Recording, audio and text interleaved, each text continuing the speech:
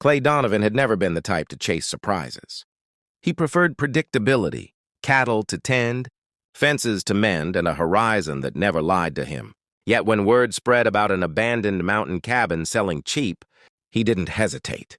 Maybe it was loneliness, maybe curiosity, maybe the whisper of a quieter life calling him upward into the pines. He bought it sight unseen, trusting his instinct like he always did. The journey to the cabin was longer than expected. The path twisted through towering evergreens, air growing cooler, earth softer beneath his boots.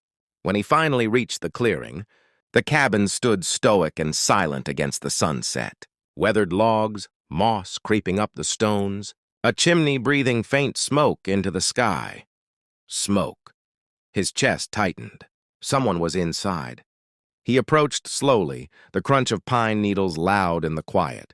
He wasn't a reckless man, but he rested his hand on his revolver just the same. The wooden door creaked as he pushed it open. He expected dust, maybe wild animals, maybe empty loneliness. Instead, light spilled over a scene that stopped him cold. A young woman turned toward him, startled but unbroken, with eyes that held both fire and exhaustion. Her hair brushed her shoulders, soft against the lamplight glow. She didn't scream. She didn't cower. She lifted her chin. "You're trespassing," she said, steady as stone. Her name was Elena Ward, and she claimed the cabin as home. Clay showed the deed. She showed the life she'd built there, threadbare curtains she'd sewn, fire she tended, shelves stocked carefully with supplies. The law might have been on his side, but the cabin clearly held her heart. For the first time, Clay didn't know what to do. Evening closed in, forcing them to share the same roof. Silence stretched between them, uneasy but strangely calm. He slept in a chair, hand near his holster, listening to every board creak and every sigh of wind. She lay on the bed across the room, wide awake, watching the shadows. Two strangers, one cabin, a storm of uncertainty building between them. Clay had come expecting peace. Instead, he found a beautiful mystery, living inside his new world, and fate refused to let either of them walk away. Rain hammered the roof through the night, and by morning the mountains were wrapped in gray mist, trapping Clay and Elena together in a fragile, uneasy truce.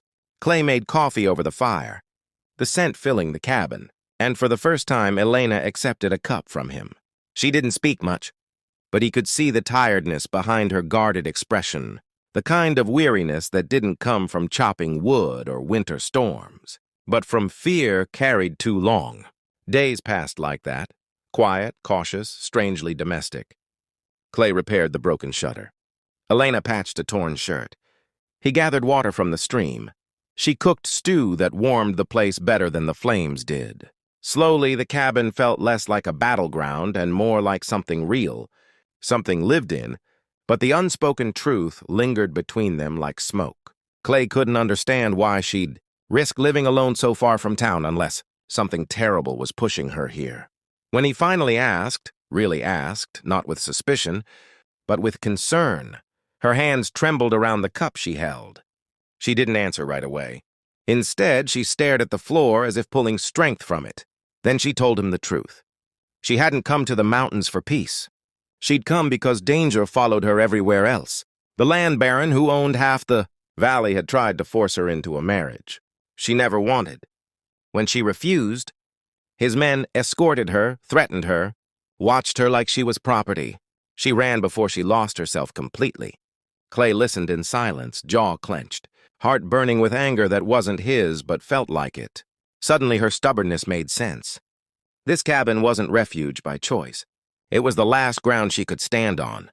He realized then that she wasn't just strong, she was surviving.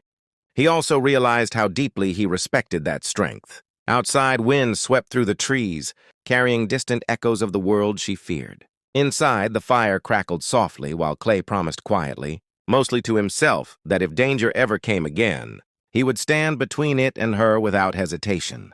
What began as an unwanted complication was becoming something he didn't want to lose. Dawn had barely touched the treetops when the sound shattered, the quiet, distant thunder that wasn't weather at all but hooves pounding against hard earth.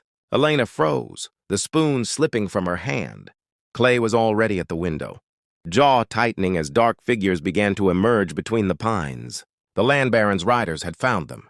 Fear flickered in Elena's eyes, the kind born from memories too sharp to forget. But Clay's voice cut through it, calm and firm, grounding her. "Stay behind me," he said, and there wasn't a tremor in his tone. Not fear, only resolve. By the time the riders reached the clearing, Clay was standing on the porch like a wall the wind couldn't move.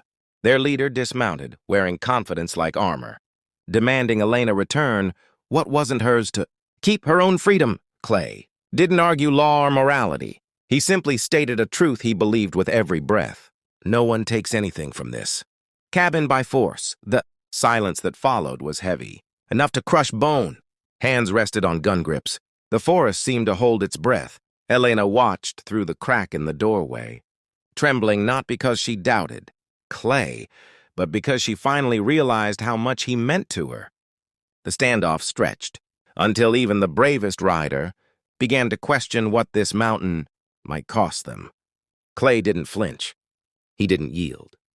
He wasn't a man performing heroics. He was simply a man who'd decided what was right and would not step aside from it. Eventually, the leader spat into the dirt, muttered a curse, and signaled retreat. Hooves faded back into the forest. The danger wasn't gone forever, but for that moment, the mountain was theirs again. Inside, Elena collapsed into tears she'd held back for months. Relief, fear, gratitude, everything poured out. Clay stepped toward her cautiously, as if afraid to break something precious. She threw her arms around him first, clinging like someone who'd finally found ground that wouldn't crumble beneath her. When she whispered that she didn't want to keep running, Clay's breath caught, not from surprise, but from hope. The cabin didn't feel like borrowed shelter anymore. It felt like the beginning of a life neither expected, one built not from chance, but from courage, trust, and the quiet promise of staying.